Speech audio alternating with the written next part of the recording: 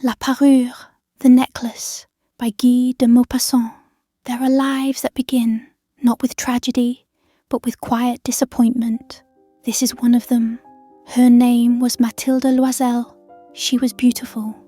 Her skin pale like porcelain, her eyes deep with longing, her hands delicate, meant for silk and silver, not soap and scrub. But she was not born into wealth. She was born into simplicity, into limits.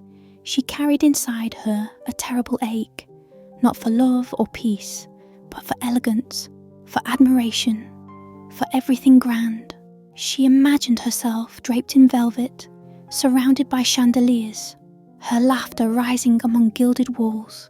But in truth, she lived in a modest apartment, married to a kind and ordinary man, Monsieur Loisel, a clerk at the Ministry of Education.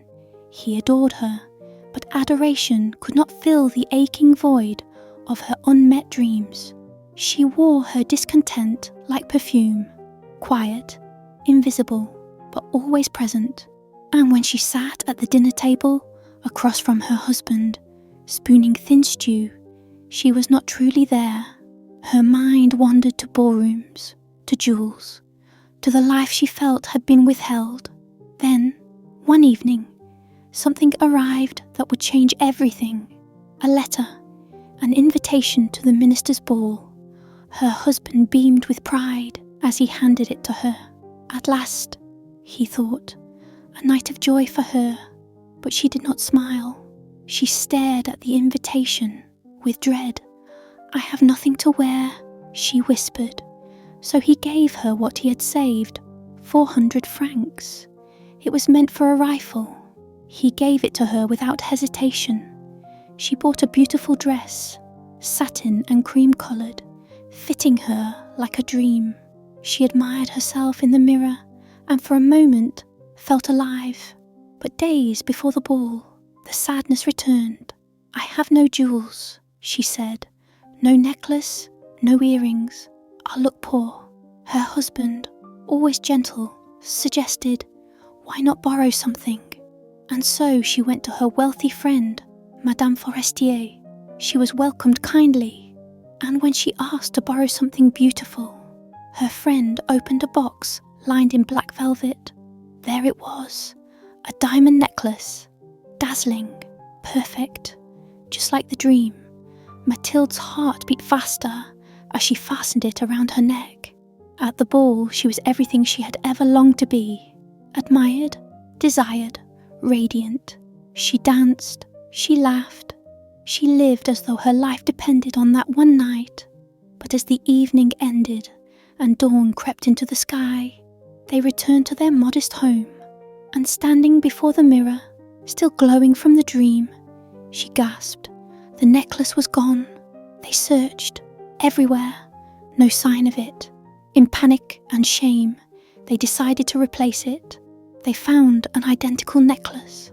Price, 36,000 francs. They borrowed, they mortgaged, they signed papers and made promises that would take years to keep. And then they returned the necklace without a word. Madame Forestier accepted it, unaware of anything amiss. And so began the life Mathilde had never imagined. They moved to a small attic. She dismissed the maid. She scrubbed, carried, worked with her hands until they were rough and red. Her beauty faded, her back bent. She aged in silence. 10 years passed. One day, she saw Madame Forestier on the street. Still young, still elegant, Mathilde approached her. "Do you recognize me?" she asked. Her friend recoiled in shock. "My poor Mathilde, what happened to you?" And Mathilde told her. She told her everything. How she had lost the necklace, how she had replaced it, how she had lived in poverty to pay the price. Madame Forestier's face turned pale. "Oh, Mathilde," she said, "my necklace.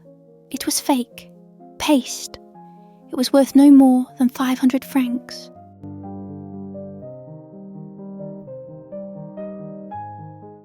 La Parure by Guy de Maupassant. a simple story about the cost of illusion and how, sometimes, the heaviest things we wear are the dreams we cannot afford. Appearances are deceitful. Guy de Maupassant.